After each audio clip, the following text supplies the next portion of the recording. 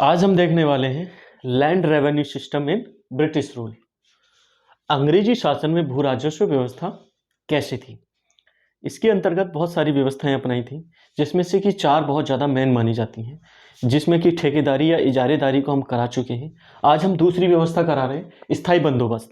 स्थायी बंदोबस्त को जमींदारी या इस्तमरारी व्यवस्था भी कहा जाता है। तो आज हम इसके बारे में जानेंगे। ये आधुनिक भारत का बहुत ज़्यादा इंपॉर्टेंट टॉपिक है। देख लेते हैं क्या था इसमें। ये जब अपनाई गई थी तो इसमें जो गवर्नर जनरल थे वो थे लॉर्ड कॉर्नवालिस। लॉर्ड कॉर्नवालिस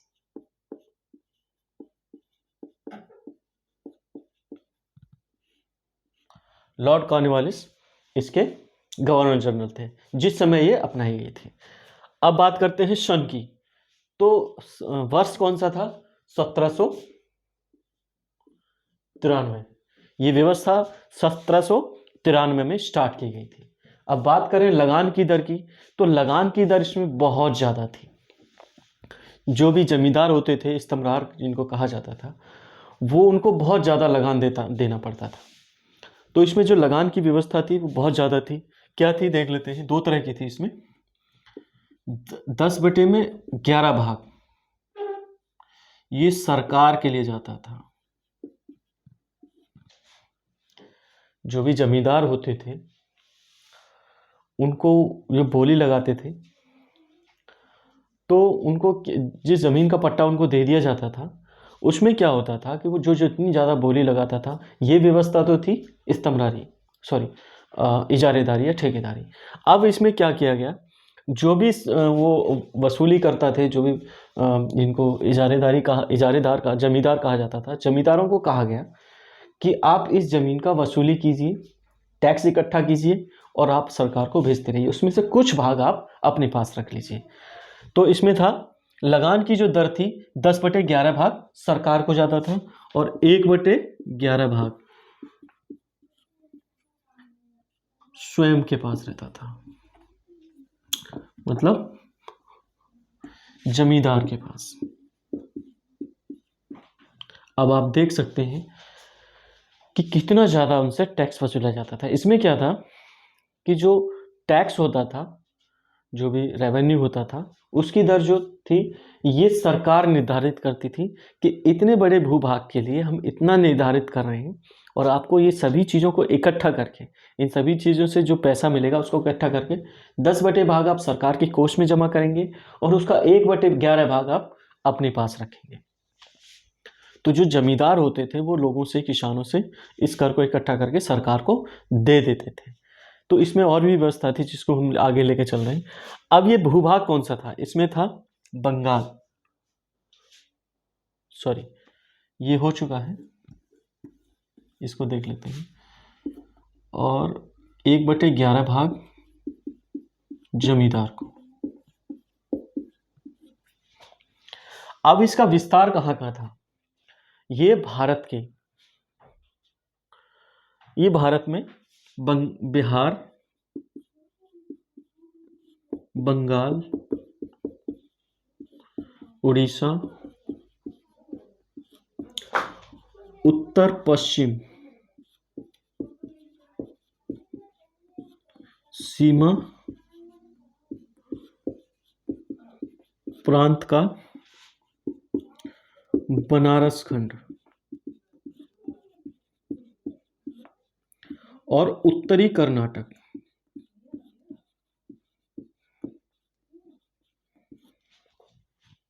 तक इसका विस्तार था। ये भारत के बहुत बड़े भूभाग पे लागू की गई थी। अगर हम भूभाग की बात करें तो 19% भूभाग की बात करें तो ब्रिटिश भारत के 19% भूभाग पर इसको लागू किया गया था। तो ये था इसका मेन फ्रेम। अब देख लेते हैं इसकी विशेषताएं क्या थी। अगर हम विशेषताएं की बात करें तो इसमें पहली विशेषता थी जमींदार भूमि के स्वामी बना दिए गए। जो जमींदार होते थे जो साहूकार होते थे, उनको भूमि का स्वामी बना दिया गया और किसानों से उनको टैक्स इकट्ठा करने के लिए रख दिया गया, बोल दिया गया। दूसरा है लगान की राशि निश्चित कर दी गई, सरकार ने लगान की राशि निश्चित कर दी कि आप इतने बड़े भूभाग का इतना लगान सरकार को दोगे ही दोगे।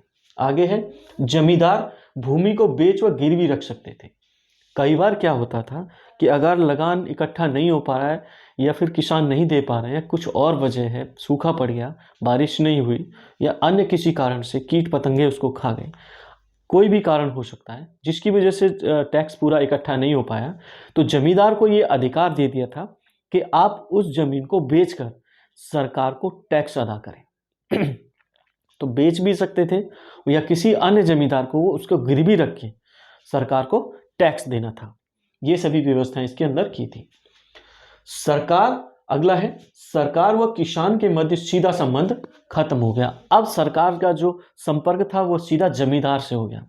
अब किसान किस हालत में है, कैसे हैं, क्या कर रहे हैं, कैसे जी रहे हैं, कैसे खा रहे हैं, इससे सरकार को कोई मतलब नहीं था। टैक्स दे रहे हैं या नहीं दे रहे हैं, बारिश हुई या नहीं हुई उस वर्ष, उनसे कोई मतलब नहीं था। जमींदार को कह दिया था कि आप टैक्स जमा करोगे ही करोगे, चाहे आप कहीं से लाइए, चाहे सारी ज़मीन बेच डालिए, आपको टैक्स देना ही पड़ेगा। तो इससे क्या हुआ, जमींदारों का जो अत्याचार था, पहले तो सरकार का था, अब सरकार का जो अत्याचार खत्म हो गया, जमींदारों का अत्याचार बढ़ गया। अब वो क्या करते थे, किसानों को धमकाते थे, मारते थे, पीटते थे और ज़रूरत पड़ने पर उनकी ज़मीन को भी बेचकर सरकार को टैक्स देते थे। तो इससे बहुत ज़्यादा दरिद्रता पैदा हो गई, बहुत ज़्यादा गरीबी पैदा हो गई, क्योंकि जो भी पहले कृषि थी वो वर्षा आधारित थी। अगर वर्षा हुई तो बहुत अच्छी कृषि होती थी, अगर वर्षा नहीं हुई तो कुछ भी नहीं होता था, अकाल पड़ जाते थे।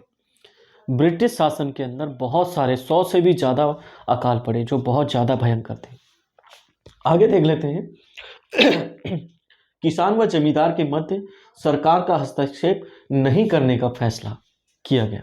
इस व्यवस्था के अंदर ये व्यवस्था की गई कि सरकार और किसान के बीच कोई भी संपर्क खत्म कर दिया गया। मतलब अब जमींदार और किसान के बीच में कोई भी झगड़ा हो, कुछ भी हो, सरकार उसमें हस्तक्षेप नहीं करेगी। ऐसा इसलिए किया गया क्योंकि सरकार को बस टैक्स चाहिए था। अब जमींदार उसको क्या कर रहा है किसान के साथ, क्या नहीं कर रहा है, उससे सरकार को कोई मतलब नहीं था। ये देखा जाए तो इससे और ज़्यादा अत्याचार बढ़ गए जमींदारों के। अगर ज़्यादा अत्याचार किए जा रहे हैं और सरकार भी बीच में नहीं आ रही है, तो वो तो अपनी मनमानी करते थे, किसी में भी कुछ भी कर सकते थे। तो ये बहुत खराब व्यवस्था थी। आम आदमी के हित में बिल्कुल भी नहीं थी, सरकार और जमींदार के हित में चली गई थी। आगे देख लेते हैं इसके लाभ क्या क्या थे। सरकार को ही लाभ हो सकते हैं, लोगों को तो होने से रहे। देख लेते हैं। पहला, प्रतिवर्ष लगान निश्चित करने से छुटकारा मिल गया। अब सरकार को प्रतिवर्ष लगान करने से छुटकारा मिल गया। एक समय निर्धारित कर दिया गया कि आप इतने समय के लिए आप इस जमीन के जमींदार हो, आपको इस इतना इतना टैक्स अदा करना है, कैसे भी करके। दूसरा है कृषि उत्पादन में वृद्धि हो गई। इससे थोड़ा सा ये फायदा हुआ कि कृषि के उत्पादन में वृद्धि हो गई। जब जमींदारों को उसका एक ज़मीन का टुकड़ा दे दिया गया है, बहुत बड़ा हिस्सा दे दिया गया, तो उन्होंने क्या किया, थोड़ा बहुत इन्वेस्टमेंट करने की सोची कि हम अगर इसमें इन्वेस्ट करेंगे, निवेश करेंगे या इसको आगे बढ़ाने की सोचेंगे तो हमारे पास टैक्स ज़्यादा आएगा, हमारे पास टैक्स ज़्यादा आएगा। तो मान लीजिए अगर किसी ज़मीन से 1 लाख रुपए मिल रहे हैं, सरकार को तो 90,000 रुपये देने, 10,000 रुपये उसके पास बच जाने। अगर खेती ज़्यादा हुई है तो होता क्या था, इससे जमींदारों को बहुत ज़्यादा फायदा हुआ। तो उन्होंने सोचा और फ़ायदा कमाने के लिए हम कृषि में थोड़ा सा पैसा इन्वेस्ट करते हैं या फिर उसको आगे बढ़ाने की कोशिश करते हैं। तो इससे क्या हुआ, कृषि के उत्पादन में वृद्धि हो गई।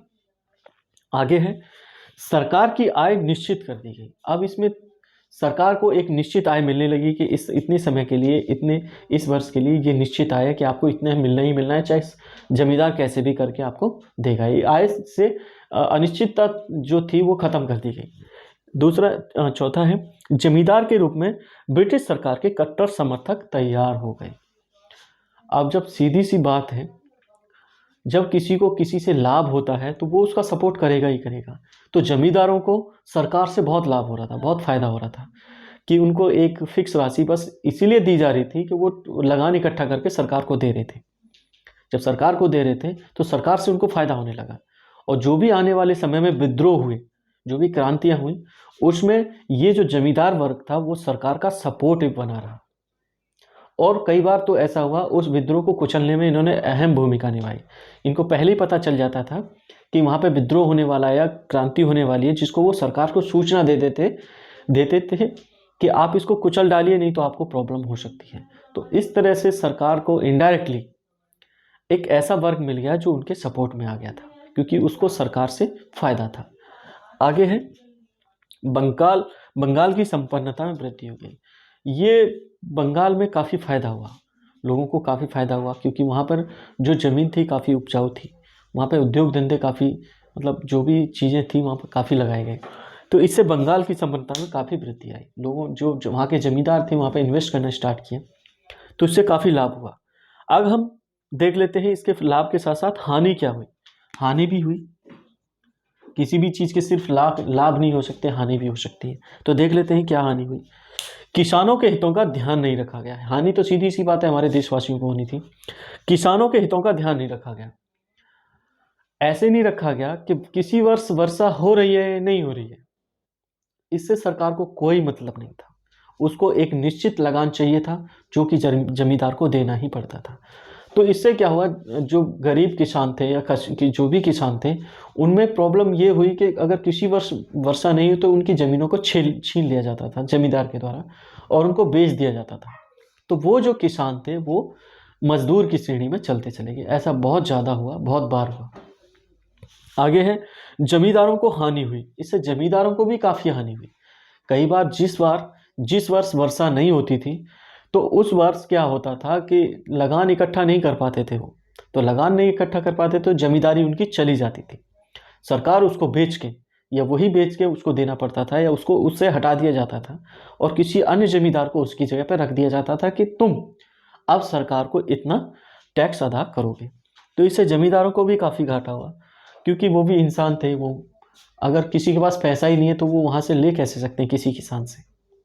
जब कोई फसल ही पैदा नहीं हुई तो क्या कर सकते हैं, वो कुछ नहीं कर सकते। तो काफ़ी जमींदारों की ज़मीनें चली गई, बहुत सारे ऐसे कारण रहे थे। आगे देखते हैं सरकार को हानि हुई। सरकार को भी इससे हानि हुई। कई बार क्या होता है, फसल बहुत अच्छी हो गई, फसल बहुत अच्छी हुई, लेकिन सरकार के पास जो टैक्स जाना है वो निश्चित ही जाना है, एक लिमिट में जाना है। उसके बाद जो भी बचेगा वो जमींदार के पास चला जाता था। तो जमींदार बहुत ज़्यादा संपन्न हो गए इस समय में, क्योंकि उनके लिए एक बटे जो 11 भाग था वो भी बहुत ज़्यादा था उस समय। सिर्फ इसलिए दिया जा रहा था कि वो लगान इकट्ठा करके दे रहे थे, वो ज़्यादा कोई काम नहीं था उनके पास।